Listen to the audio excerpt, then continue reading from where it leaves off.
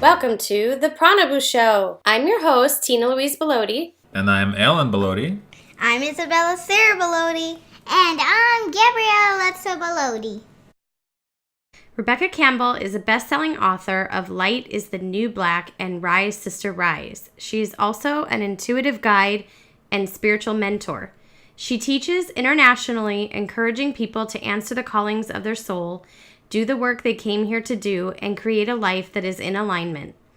Rebecca is also an award-winning creative director and creator of the Work Your Light Lightworker community and the Rise, Sister, Rise Sisterhood. Rebecca is a writer, intuitive spiritual mentor, inspirational speaker, and teacher.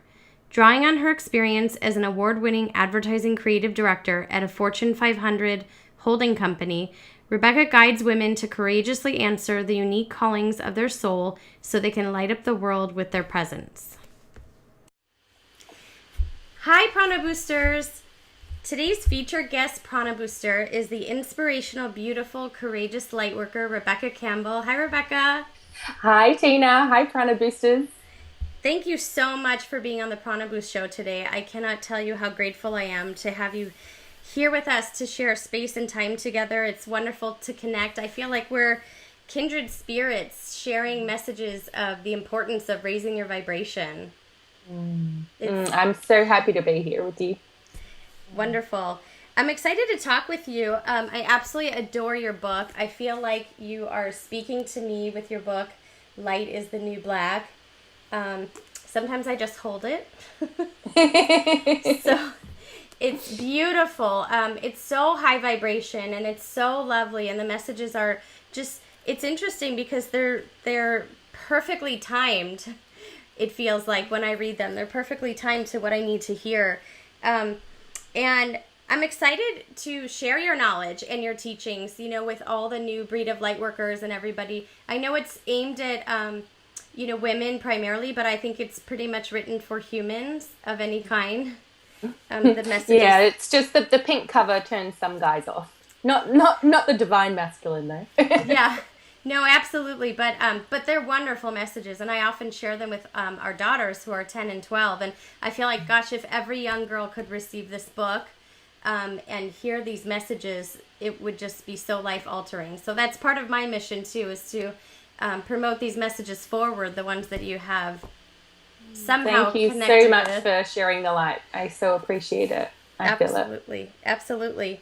So it's funny, I wanted to tell you, I'm also a huge fan of Oprah. Oh my God. I read that in the book and I said to my husband, somebody else watches her DVD collection? Because I've never heard anybody watch it before. Oh, that's right. Because that's right. I speak about how when I lived with my friend Jackie and we were hungover all the time in my early 20s, we'd just watch it back to back. I think I could probably act out every episode. That's awesome. I was so glad. I had the privilege of being with her at a life class. I was in the audience, and I spoke. I said I wouldn't, but I did. And also I went to something called Super Soul Sessions here in Los Angeles, and I literally sat like right next to her the whole day, and it was really cool. It was very beautiful. So I was excited to share that with you. So I love the story. I kind of wanted to start at the beginning of your, the story of your awakening that you first had when you were like the age of 14. And then I know you kind of shut down those parts of yourself for various reasons. And your big wake-up call was, with your career and a long-term relationship and even your home breaking down. So I wanted to know if you could share a little bit of that with us today. Yeah, for sure. So, yeah, I had my first, I guess I would always, like so many of us who have kind of come in knowing and have that memory of like, there's something I'm here to do. That's what I call a light worker is, or anyone who's got that niggle of like, I know that there's something more that I'm devoted to. I always had that.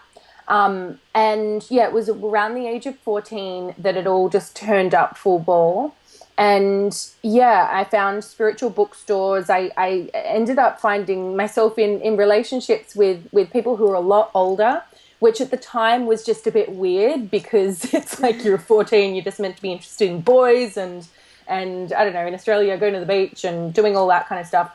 But for me, this insatiable curiosity about the soul, the journey of the soul, and purpose, past lives, all of that kind of stuff, I couldn't avoid it. And so I found myself in spiritual bookstores, working like about 3 jobs at once so I could support my crystal habit. And and then at that young age, I started to like bring different people in my life into that world, and it just didn't really mix because, you know, it was a bit weird at that stage. And so I wouldn't say that I turned it off, but what I did was I kept it hidden. So I created like what I would call like a double life. So the whole time up until from 14 to 28, I was rapidly devouring every book I could, doing lots of different courses. When I moved over to London, I must have been like about 25 then. Because prior to that, I decided to go undercover as a light worker. And I ended up going into advertising. My goal was to be a creative director. I wanted to, you know, it's so aligned in your message where it's like I really knew I was here to be part of raising the vibration of the planet. And so I saw advertising as a great opportunity to put positive messages out there because people are just bombarded with messages. And so, yeah, that's what I did. And, you know, it was really coming from my mind rather than my soul. But I was just too afraid to really step out of the spiritual closet and do the work, which I knew that was my path. When I was in that bookstore when I was 14, I remember finding Louise Hay's book, You Can Heal Your Life.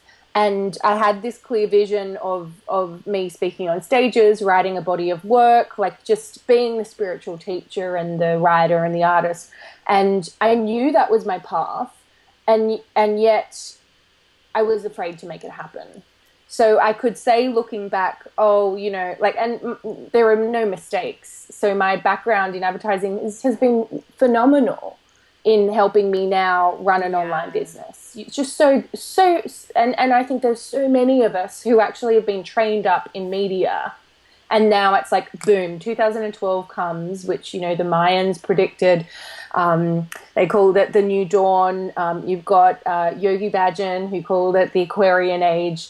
It's the end of patriarchy going into, well, we're really defining what this is. I call it the age of light. But I think around 2012, so many of us had the rug pulled and are continuing to. And it's what happened to me. It was at this point where it's like anything that's not in alignment just can't survive. It's becoming harder and harder to hold on to. And so there's parts of my life which I knew really were actually inauthentic, but I was consciously creating it. It just got harder and harder to make it happen. Right. And like so many of us, I think most people on the planet at some point have their rock bottom moment. And, you know, I think that the rock bottom moment is a horrible moment, but it's also a beautiful moment because you're actually closest to your light. And if you can surrender and pray and devote yourself to the light at that point, well, that's the point where it's most bright. Yes, I would agree. I've had those moments. And they feel like you will never recover, and they feel you don't necessarily have to ask, why is this happening to me? But you're still wondering, why is this happening? And you don't, unless you're training your mind to have the type of mindset that you talk about in your book, you're not really responding with, where's the gift in this? Yeah. Because you don't. You know, and I think that's actually an important place to get to. Like, I think when we hear the rock bottom stories, when I say it, you say it, someone else says it, it's easy to say it in the sense of like, and then this happened, and I always knew, and oh, then the light was there. It doesn't happen like that, but it's impossible to tell a story without summizing it up. Right. What's important to realize about the rock bottom moments, if there's anyone listening who is going through it right now, I wrote a poem about it. It's called I Pray You Hit Rock Bottom. And the reason I pray is because it's the worst moment, but it's also the best moment. But in order for it to be the best moment, we have to be in it, which is the most uncomfortable place we can ever be, right? Yes, absolutely. And there is a lot of moments where you're literally going, this sucks. And, you know, if we just try and find the positive the whole time, we won't get the full benefit of the rock bottom moment. We have to feel it all. And when we feel it all and we feel the ground beneath us still, and realize that despite how devastated we are or broken we feel or alone we literally are from people or feel, we're still okay and we can breathe and everything actually is fine. Even though, you know, if anyone's experienced severe grief or loss or whatever it is, there is that moment where your life has changed and it's like you go out, maybe you've spent a day at home, you know, on the couch or whatever, in bed, and then you go outside and then it's like, how is the sun rising? How are people walking their dogs? Yeah. How is the TV still on? Where your world has just been shaken so much, it feels just offensive to see the world go on. Right. And so that's the moment where we realize that it's like, whoa, okay. And then you step forward in it and then you just follow the trail. But it's hard. It is hard. Mm. It is hard. And you can't see it when you're going through it as much as after, obviously. Exactly. But I think, for me anyway, I can't speak on behalf of other people, but I do know other people who have experienced something differently. I think when we are at that rock bottom moment, that the darkest night of the soul, there's what I experienced was this like far off in the distance, this glimmer, which was hope. And I don't necessarily just mean like hope as in, oh, one day it will get better. It was hope as in like, oh, this is like one of the best things that could ever happen to you. Does that make sense? Have you experienced a similar thing? Absolutely. You know, the thing is that when you're going through it, well, I think, I mean, what I feel is that we're not really taught anywhere how to manage those types of emotions. So that's kind of one of my big things. I work on helping people manage their emotions, and it doesn't mean don't having them. And I think from being little kids, I think we're taught not to have negative emotions. But when you go deep and you actually allow yourself to feel all different types of emotions, I think you can sort of react differently to life because you're allowing yourself, you're giving yourself permission to go through those phases instead of believing that we should be out of them. So we talk a lot about what I call prana boosting, but what is raising your vibration? It doesn't mean you're always up. It means you're allowed to go down, but you have the tools and the, you know, ability to bring yourself up and regulate yourself. I think when I learned to be more deliberate about my energy, and I realized that I had a huge role in my energy, rather than living that reactive life, I did train myself, sort of the Louise Hay way, but I did, you know, I did train myself to think a different thought. And I allowed myself to react differently. So now if something really crazy happens that I feel fearful or uncomfortable, I can literally say to myself, things always work out for me and everything happens for my highest benefit. And it alters my state, you know, to be able to face it. And I love the affirmation you just chose there, because that's not, everything is fine and everything is great, because it's not. And it's impossible for it to be all times. To anyone, impossible. But when we surrender to the cyclic nature of life, which is what it is, like nature's communicating with us the whole time. It's spring, summer, autumn, winter, and back again. And so I love that everything is working out. Yeah, and it's funny because I've taught it to my daughters. So to raise another generation of being able to do that, they're sort of, they say like they're my hamsters or guinea pigs because they know I'm using all this stuff on them and learning it because I didn't grow up like this. But you know, I help them with their reactions. So it's not because we feel bad and we're not supposed to react or feel bad. Right? We feel bad for feeling bad, and then we can't get through it. We can't work through it. So if we can, you know, have these different thoughts or anything, that's so exciting to me to shift that. And the other thing is, you know, sort of the shame and guilt that people have, that we all have, you know, that we're taught that, like you said, you can't just say like, oh, well, it's not really happening. Like everything is fine. You can't trick yourself. You know, that'll show up in many ways later. You can't trick yourself. But my oldest daughter, actually, she was a little resistant to some of this stuff initially, and she's 12. But it's interesting, I started to hear her alarm go off on her iPhone, and I would go over, because she was never in the room when the alarm goes off. I'll go over and look, and she has a alarm that pops up 3 times a day that says all is well. Oh. And it's so interesting because she needs that reminder too, you know, like we all need that. And we find out that we can give these gifts to ourselves. We don't really have to ask, you know, someone else to do it for us. Which, that's one of the things I feel like is really, really powerful. That's so beautiful.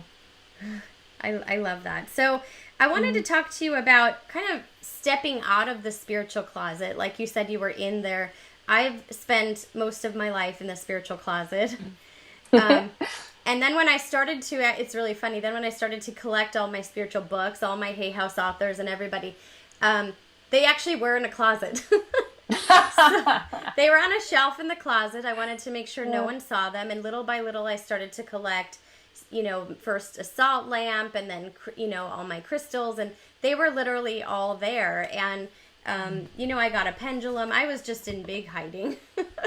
So I'm out now. I'm out of the closet. But tell me a little bit about your journey out of the spiritual closet, coming forth with this part of you and sharing yourself. Well, gosh, that's such a big question. I know. I guess, yeah, for me, I think like anyone, when you first find something, a passion, whether it's spirituality or anything else, when you first find it, you just want to tell everyone about it, which is definitely what happened to me when I was a teenager. I was just like, oh my God. I liken it to like the first time you have sex and you're like, oh my God, you don't understand. Like, this is amazing. And it was like that. And so I think like so many who find it are just like telling everyone about it. And then I received at the time, and it was my own insecurities, like few people going, that's a bit weird, past lives, blah, blah, blah. Yeah. And then that's when I made the conscious decision. So no one made me do it. It was me. And personally, what I believe, and I'm writing about this in my new book, which is called Rise, Sister, Rise. And that's really about reclaiming the wisdom and the power within us, particularly as women, not just women, but particularly with the feminine, the rising feminine.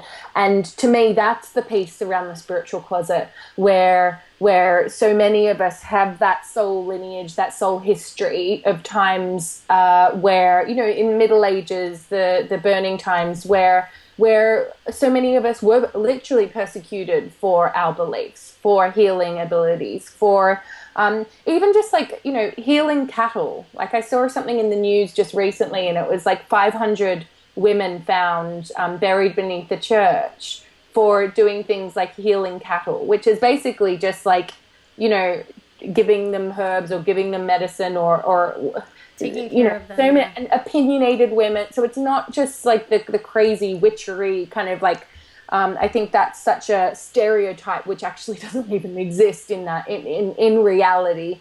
And so I think that so many of us have that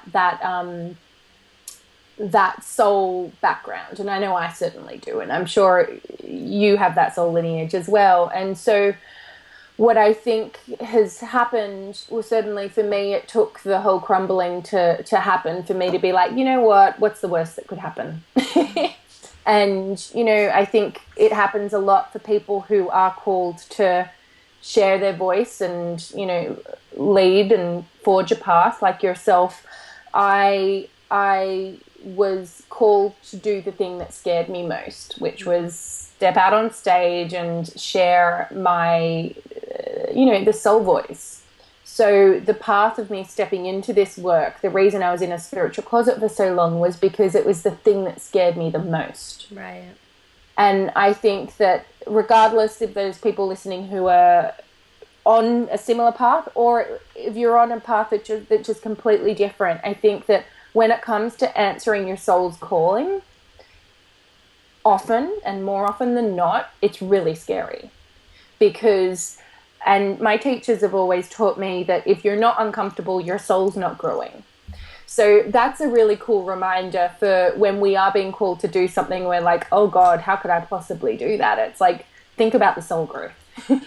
and take a breath and just like, you know, start doing the baby steps towards it, because there's this great quote by Stephen Pressfield who says the more important a call is to your soul's growth, the more resistance you'll feel around it.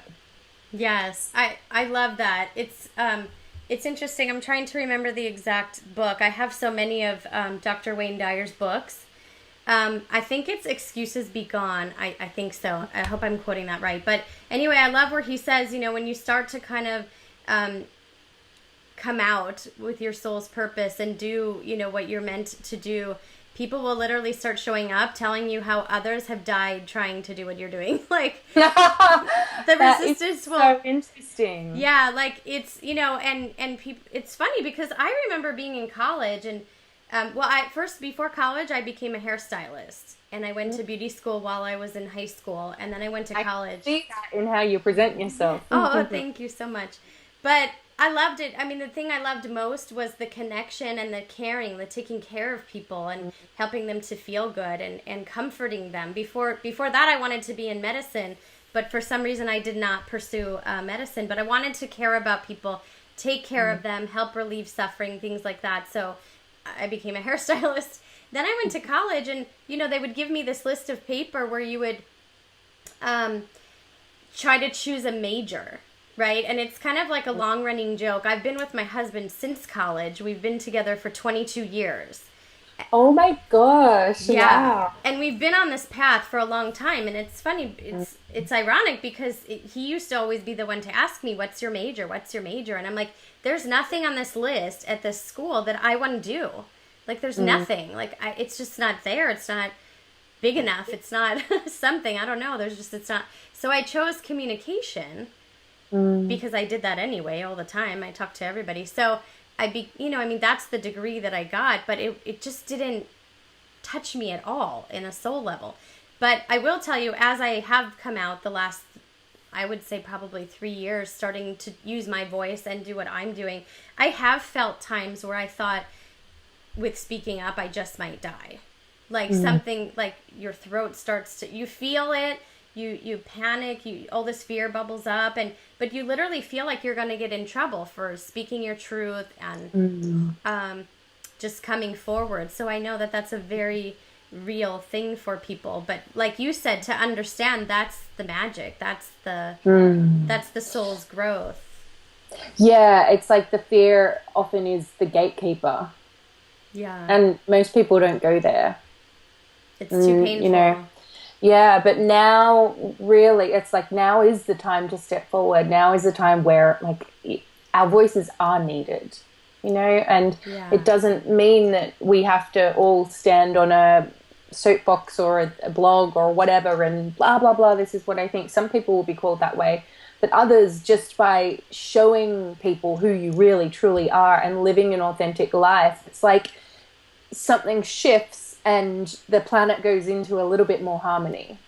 That's my belief anyway. Yeah, I agree with you. And I also think that when we live our authentic life, we are not telling everyone to do it, but we're showing them that it's possible. Exactly. And that I'm so glad you said that. That's so important, because I think, you know, with so many of us waking up and, you know, just feeling so inspired to do the work, it's so important that we don't turn into being like, this is what you should do, you know? And it's like, because this works for me, it has to work for you. The best, like, and, you know, and I see it so often, it's like, don't give someone advice unless they ask for it, you know?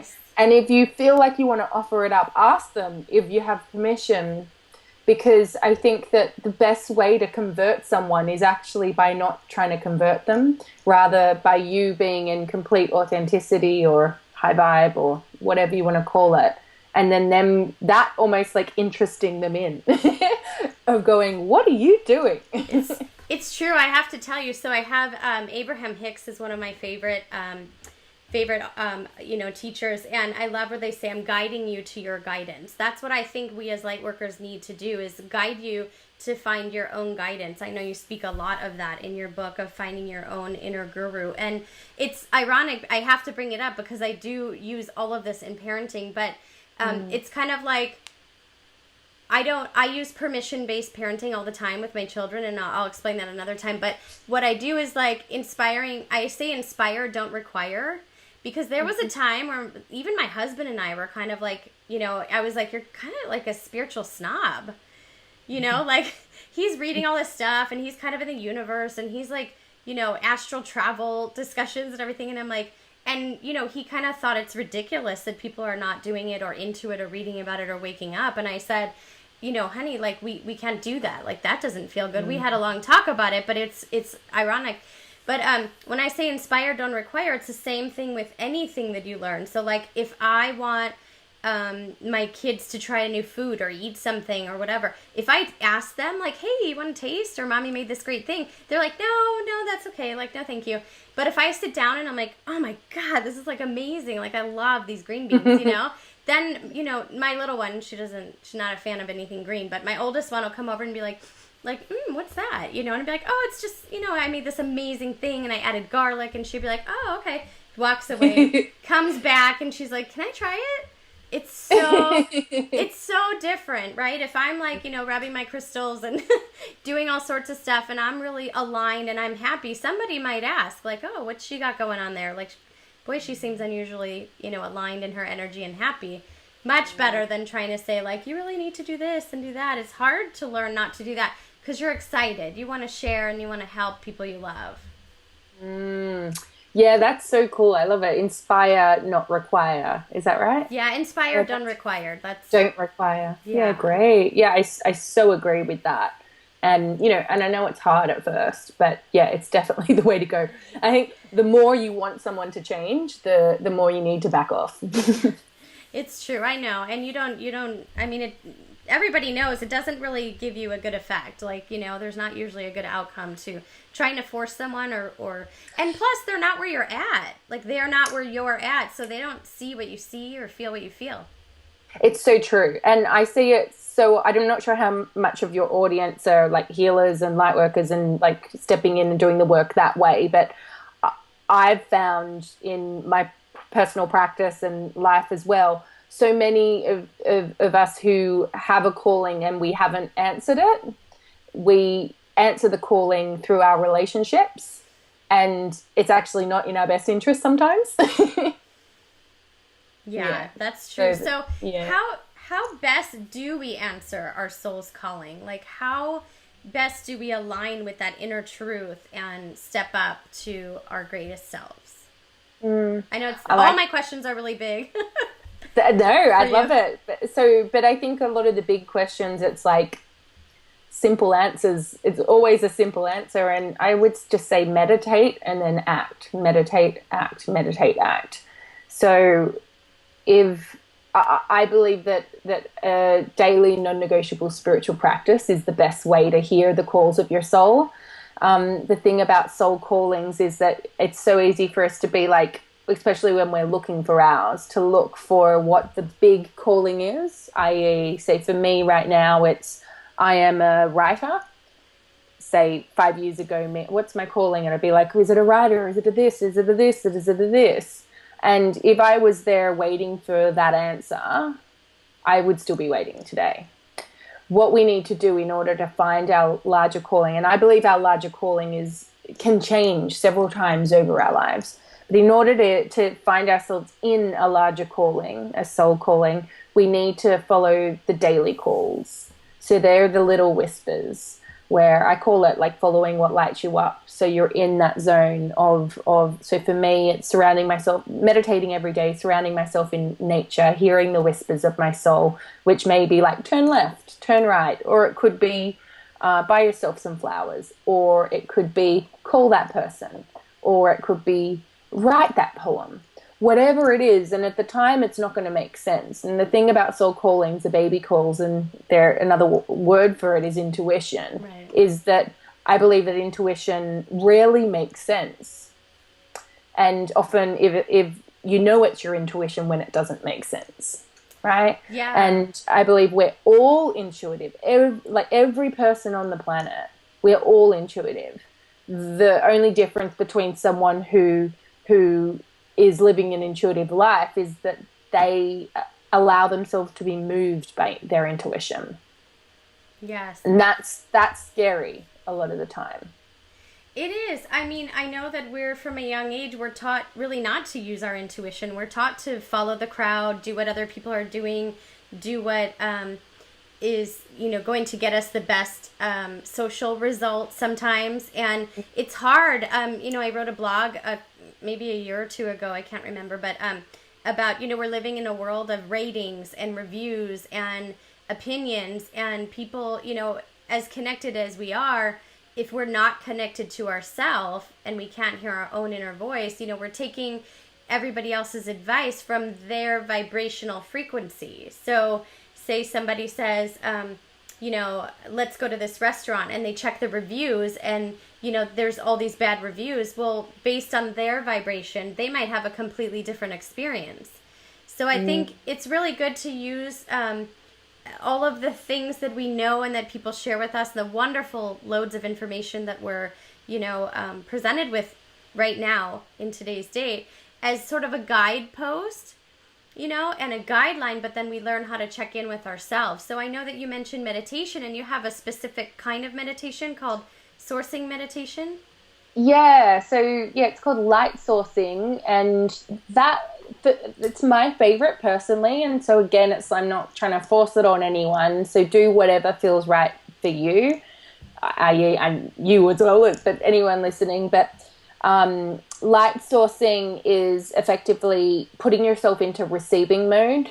So you're surrendering and allowing yourself to be held by the earth, and then you're calling in the light of the universe, which is another word for it is source energy, and allowing yourself to be replenished and filled by that same force that controls the spinning of the planets, the coming of the flowers, the seasons, the tides, the moon, all of that.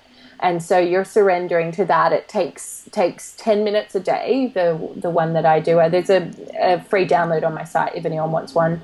But yeah, that's my form of spiritual practice. Sometimes I do more. I love chanting as well, which is it's singing, but it's another, the repetition of divine names. It's another form of meditation. But so they're my two favorite forms of meditation, which I do regularly. Yeah. Awesome. I love that. And that's the thing, is it's wonderful to hear what everybody does so that we can know that there's all these different options and then find the one that works best for us. Totally. Once we try it. So that's the benefit in trying all the different things, right? Yeah, that's it. And I think, if they're going, oh, I don't really get meditation, like I don't know which one to get, just pick one and stick with it because and this is again, I personally believe it's good to have some form of discipline around meditation, because it's on the days that we don't want it, i.e. we resist it, are the days that we kind of need it the most. Right. Right. And where I see people tripping up is that, they'll be like, oh, okay, it has to be 3 hours or an hour or whatever. Like, if you can't do 10 minutes, do 2 minutes, so just do what you can, but show up to it religiously. I hate using that word because that puts some people off, but show up to it in a disciplined way, because I see meditation just like going to the gym. It's like, if you want to get abs, you got to do sit-ups. Yeah. And so if you want to hear the voice of your soul, if you want to be led and guided, you need to invest in that part of it's a relationship with yourself or your higher self, really. Yeah, absolutely. So I wanted to talk about, on page 52 of your book, you talk about something that I could really relate to. But I think when, as light workers, and really thought leaders and, people who are looking to shift humanity and just, be a part of that change and helping people do that, I think that it can sometimes, you talk about aloneness, feeling isolated and feeling kind of lonely. And I think sometimes it can be a little bit of a lonely journey on the way to your soul's purpose, not necessarily after. Because I think once it's after, then you sort of attract your tribe or people who are, on a similar path than you. But can you speak a little bit more about that loneliness feeling that I think a lot of us have experienced, feeling kind of isolated on this path? How weird can I go? As much as you want. Okay. So there's two things I want to say to that. One is, I think that the aloneness, that word alone, all one, there's only one letter difference in it. And I think that they're very related. So I think so many of us have a memory of that all oneness. And it's almost like the experience of Earth, where they say that Earth is the densest planet in the universe. And so what that means is, like, if we can manage to turn our light on here, we can do it anywhere, you know? And so this Earth experience is phenomenal in the sense of, like, we get to be separate. We get to be in human bodies. We get to experience the all oneness while also expressing ourselves in an individual way, which is just phenomenal and wonderful. And I think that is one of the many reasons why we do incarnate here on Earth. And yet it's achingly, it aches as well, because we have the memory of the all oneness, you know? So it's the constant polarity of this planet. And I think that's what it is. And particularly for the clairsentient people as well. By clairsentient, I mean the feelers, the empaths, those who pick up on other people's emotions. Right. I think that it can often feel quite lonely because you can feel the separation between people. And then also I think that there are a lot of souls who actually have incarnated on other planets, and it's been a while since they've been here, and so it's almost like this endless search for home without knowing where home is, you know. Yeah. And I find that a lot of, like, the retro light workers, the old school light workers who have basically, like you, who've come in with a very clear path and a very clear calling. And it's like this, I call it the double mission. So it's like, yeah, you're here to grow as a soul, but you're also here to devote yourself to this change that is happening. And it's like this search of, where is home? Is this where home is? I'm not sure. And so, yeah. That's an undescribable one, but I know the feeling. Yeah, and so let's talk about that. You mentioned in your book 2 different kinds of light workers, retro and new light workers. Can you tell us a little bit about the difference between the two? Yeah, sure. So retro light workers, they're the ones who have been, who, like I said just before, they've come in knowing, they've come in with a very clear purpose. They're probably their whole lives, they've had that niggly feeling that, I know I'm here for a reason. I didn't know there's something I'm here to do. And, you know, it might have actually stressed them out from a young age of, like, oh, I just have to go and find it. What's this thing that I'm here for? You know, and I think retro light workers actually find it harder to answer the call because there's so much invested in it. And it's like this sense of urgency of getting it right.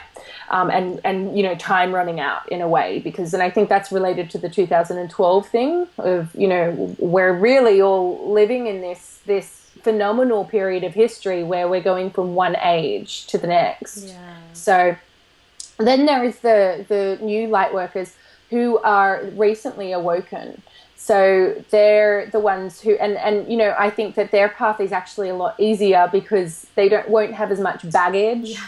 So when it comes to sharing your voice and stepping out and doing the work, and like they probably won't be in a spiritual closet. They're the ones making it easier for the retro light workers to step out of the spiritual closet, because they're just like, yeah, let's do yoga, let's do meditation.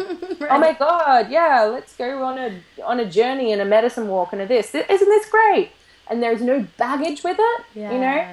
So, yeah, and that they're so needed right now because they, you know, maybe they may not have the depth of soul history and experience, but they have the lightness of being able to just, yeah, let's get to work. Yeah, great, awesome, you know?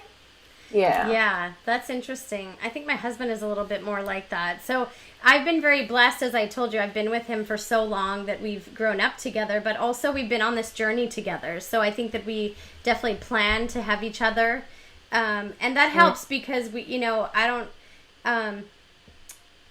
we don't really talk about anything else very often, you know, like this is constant. We're always talking. I'll read something and I'd be like, I don't get it. What do you think about this? What do they mean by this? Or, you know, how can we use this? So we bounce stuff off of each other. So I'm just curious. I know that you just recently got married. So I want to know, like, does your new husband meditate? Is he kind of on this path with you? Do you share some of these passions together? So So you're first not of all, shoving it on him? you know, that's fine. It's like fascinated to hear about your relationship. That's like, it sounds like a wonderful partnership.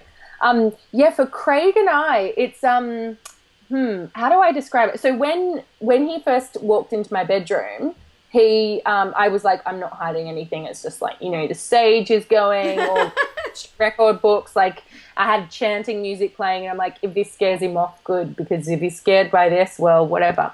And he walked in, and he says now, he's like, that was the moment I knew you were my wife. Because when he was younger, he had this picture of Sabrina the Teenage Witch above his bed. Oh, wow. And so he wanted a witchy wife, which he certainly got. I think the thing with Craig, he's very much in his masculine, not in, like the ego masculine, like the divine masculine, but he also he's extremely grounded and of the earth. So he definitely is the new divine masculine that's rising, but I wouldn't say, like, he doesn't go to workshops and like the stuff that I do. His passion is cricket, which is his version of spiritualness. And it was interesting. Do you know a guy called Robert Holden? Yes. Yeah, right. So I'm friends with Holly, his wife, and Craig, myself, and Robert, Holly, and then their two beautiful children. We went to Tenerife to swim with whales and dolphins. And wow. Craig and Robert bonded, and they basically both said that like cricket is the most spiritual practice they could possibly do. So the reason I say that is that all the things I do, he does, but he certainly doesn't do them in the same ways as I do. And the wonderful thing about Craig, I call him the decoder for me, because I'll feel all the things and download the information, and I'll say it to him, and he is able to simplify it and say it, like, I will try and describe what prayer is. And so then he'll be like, well, is it basically a system? Blah, blah, blah, blah, blah, blah, blah, blah. And I'm like, oh my God, that's great. Yes. So yeah, we're very different, but it's a beautiful balance. I love that. I love that you say that, because my husband sounds very similar. You know, he is actually, so for 15 years, I was kind of hiding from my purpose by supporting him. And so we've always worked together. We've always been entrepreneurs. We've always worked together, but we were making video games. So I was hiding safely behind him and his talent. And, oh my God, I would tell anyone. I would call magazines. I'd be like, my husband, blah, blah, blah, you know, he's amazing. And so he's a 3D animator and an artist, and he does modeling, and he's phenomenal, and he's so talented. And I had no problem talking about him, you know. And it's funny, when I first wrote my first article, I couldn't even press, like, enter or publish. Like, my kids had to do it. I was like, Mommy can't do it. I don't know who's going to read it, and maybe I shouldn't say anything.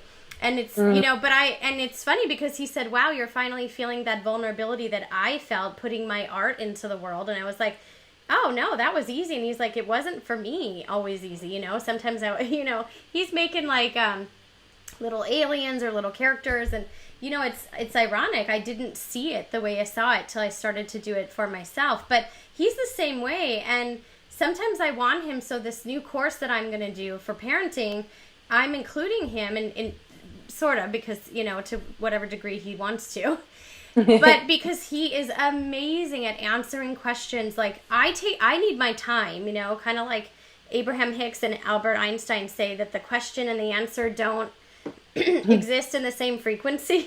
I need like sometimes a little bit of time to, like, you know, like I'll be in the shower and I'd be like, oh my God, I have the best answer ever.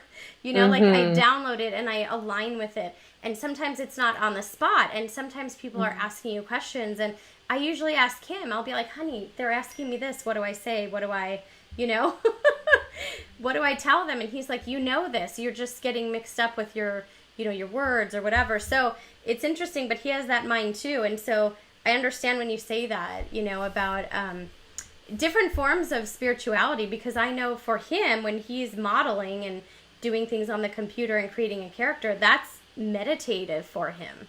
That's, you know, spirituality for him. That's what he needs to like survive.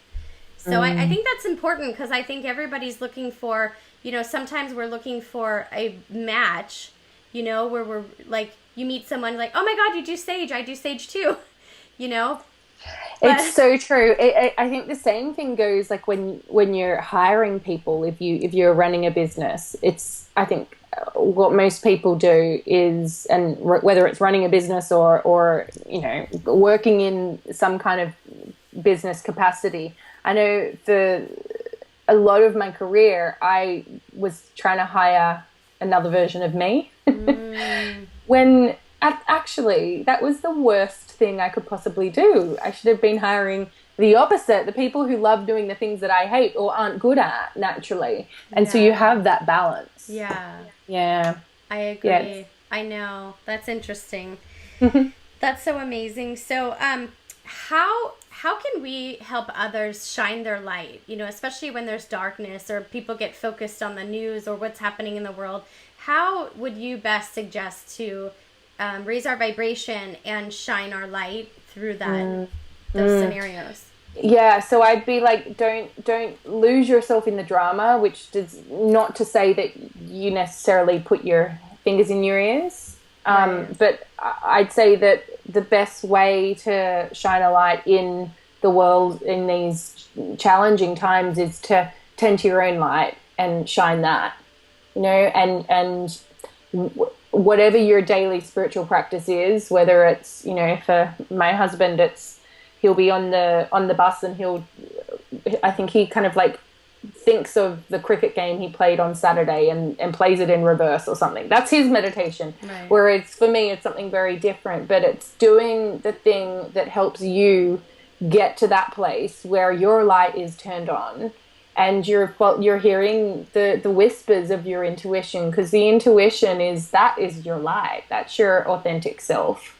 And so, you know, the only way I believe that we can heal the planet is by first healing ourselves, because we are not separate from the planet. We may be in a different body, but, you know, our body is Earth, and our body is connected to every single human on the planet. And so the only person I believe that we can change and save and all of that is ourselves. And so that's where our focus should be. And, you know, being the lighthouse, so that Annie Lamott quote, which I just adore, it's one of my favorites. She says, lighthouses don't go running around the island looking for ships to save.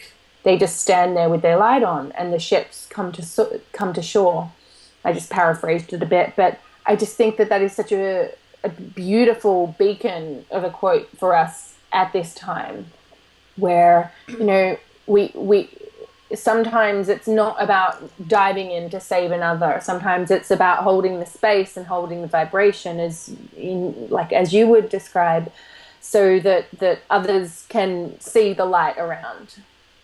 Yeah, absolutely. I love all of that. And I think when you say a daily practice and non-negotiable, I mean, sometimes I need like a minute by minute practice, you know. I think it's like, yeah, we do. I mean, we need these types of coping methods for the times that we live in, you know. Gabrielle Bernstein, I often share, I love one that she teaches, which is peace begins with me. You know, so I use it a lot. I use it in business. I use it in workshops. I use it even like with my kids, right? So if I feel myself getting triggered, and she teaches you how to do the mudra with your fingers. So, you know, I'll be there going, peace, you know, just in my head, peace begins with me. Peace begins with me. And it gives me a tool, you know, it's something I can do. It's very powerful to have those at your disposal, like really quickly, that you can do. But it's kind of like the daily practice is like showering, like you said, or brushing your teeth. Like you have to do it all the time. And I know we have something called spiritual amnesia, where the day before we're like, yeah, you know, hey house and blah blah blah and everything's amazing. The next day we're like, what, the world is like ridiculous, and I have no idea where my light is, and I don't trust my intuition. So you got to shower. And everyone else knows, but I don't. Right, everyone knows but me. Yeah, and so then you got to do it again. Like you got to take a shower, you know, a spiritual shower. You got to meditate and come back in. So it does take that commitment. I agree.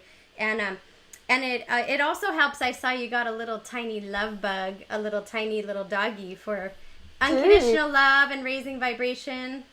I thought she might be here at my feet. She's not. Yeah, she's gorgeous. Her name's Shakti. She's a chug, a Chihuahua pug. She's tiny. She's like this big. I've never seen that kind of mix, but I showed it to my girls, and they're like, "Oh, we're getting one." They're like, "We need to have one of those little mixes." Yeah, that's the unconditional love right there, right? And the higher vibration in that little new puppy of yours. So, I don't know if you'll be okay with this, but I wanted to ask you I wanted to share your poem if we could. I don't know if you mind reciting that for us. But before we get to that, we can end on that. I was thinking about you telling us about your next books that you're working on. I think you have 2 books coming up. Sure, yeah. I've got the one that's out in October is called Rise Sister Rise. I haven't launched this to my audience yet, but I'm sure I will by the time this goes live. Okay. The cover. Beautiful. I just got it sent through the salvo. Oh, wow. That's exciting. Yeah, it's called A Guide to Unleashing the Wise Wild Woman Within. So, yeah, that's my big crystal fell over. That book I've been writing it this year, and it's been a really powerful experience to write it, and it's all about the cyclic nature of life and the divine feminine and the changing times that we're in. So yeah, that launches in October, and with it I'm going to be launching a Rise Sister Rise Sisterhood, where it's basically every month you get like a new meditation or ritual or teaching. So that's going to be great. And like you, I'm working on my first online course, which is for Lightworker. So it's the Work Your Light online course and Lightworker community. So yeah, that's out in the next month. Oh so my God. Well, I know how much work. Here. Yeah, I know how much work that is. And I thank you for dedicating yourself to doing that, because I can tell you, when I was reading this, I was like, where has this been? I needed this like years ago. Like I'm so grateful that you did it, and I know what goes into it. And I love how it's actually set up that you could just flip to any page as well. And sometimes, I'll just open it and be like, okay, what do I need to hear right now, like today? And here I just picked one. It says start before you're ready. Oh, why don't you read that? I love that. Start before you're ready. If you're called to do something, don't let a little detail like not feeling ready get in the way. I never feel ready. I mean, you could wait forever if you want to feel ready before you do anything, really. Absolutely. But you say to yourself, how can I start before I'm ready? And I love how you say that we've been preparing for this for lifetimes. So we think we're just going off of what we know now in this particular lifetime, but we're actually calling in past lifetimes to help us be prepared for this. Absolutely. Yeah, it's a really reassuring thing to remember.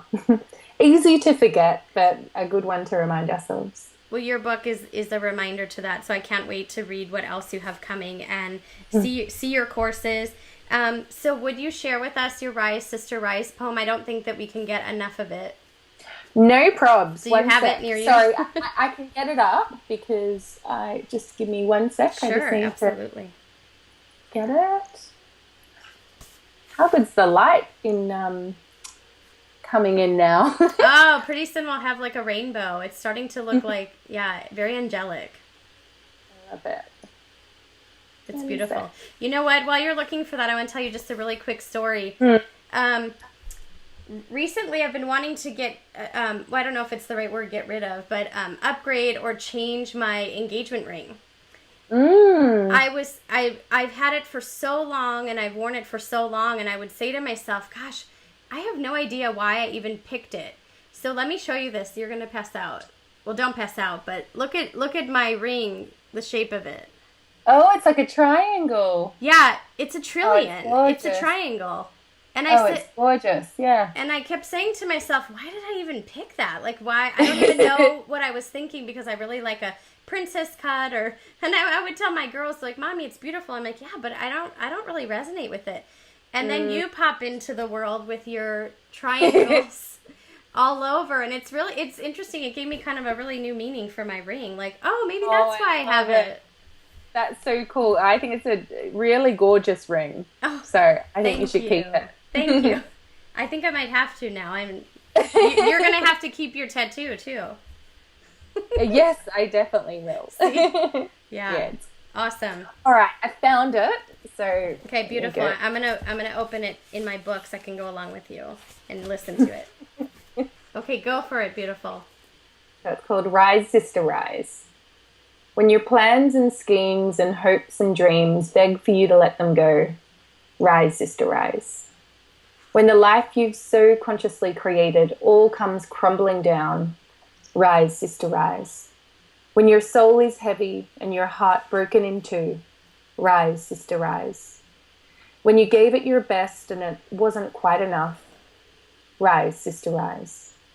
When you've been beaten and defeated and feel so far away from home, rise, sister, rise. When you find yourself in a million pieces with no idea which bit goes where, rise, sister, rise. When you've loved and then lost again, rise, sister, rise. When your wings have been clipped, spirit dampened, and all you hear is a whisper, rise, sister, rise. When you finally beg for mercy to your calling, but have no idea where to start, rise, sister, rise. Rise for you, and rise for me. For when you rise first, you make the path brighter for she. I love that. That's beautiful. And I do appreciate you allowing that to come through you and sharing that with us, because we all need to hear it.